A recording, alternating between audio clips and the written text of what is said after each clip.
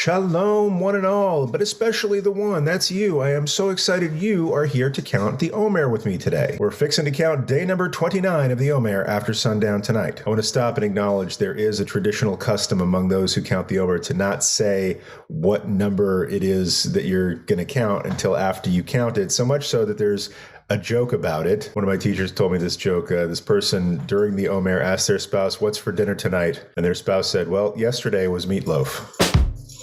But I digest. I'm really thrilled that you've continued to count the Omer with us here at PJTC, and we are in a whole new week. That's right, this is week 5 out of 7, and new week means new midah, new attribute, and this week's attribute is Hod. Like all of our attributes, Hod has kind of a simple meaning in Hebrew of acknowledgement, but a wide semantic field when it comes to the ideas that it captures in the Kabbalistic sense for counting the Omer. Hod could mean splendor, majesty, glory. It's also connected to Hodayah, which means thanksgiving. And maybe you've heard the psalm that we sometimes sing at PJTC, Hodu Lashem Ki Tov, how wonderful it is to thank God and to praise God. For our purposes this week, I want to simplify that a little bit and go to a Hasidic understanding of Hod as being connected to prayer, because Jewish prayer often captures that sense of gratitude, but also a sense of acknowledgement and submission to what God has in store for us. Whereas Netzach has this sense of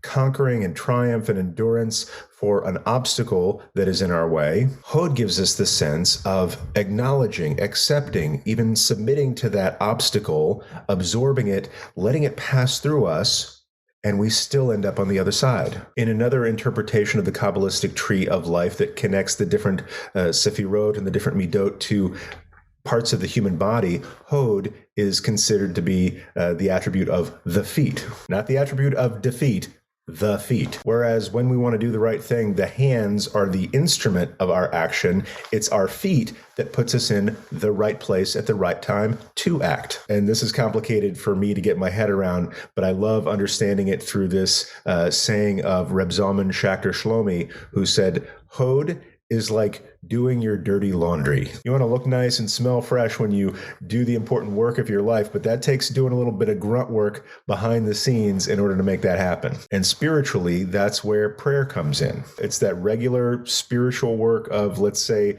holy hygiene that has us thanking God for what we have, acknowledging the world as it is, and asking for God's help in making the world that we want it to be. So this week, we're going to be talking a lot about Jewish prayer, your experience with it, your role models and examples, and we'll wrap up the week by making a plan of action for you to embody Hod in your life. Before we do all that, question of the day, what does Hod mean to you? Love to hear your thoughts about that in the Facebook group, on the YouTube comments. Send me an email or write it down in your journal to look back on over the course of this week. And don't forget to count, well, it was day number 28 yesterday, meatloaf.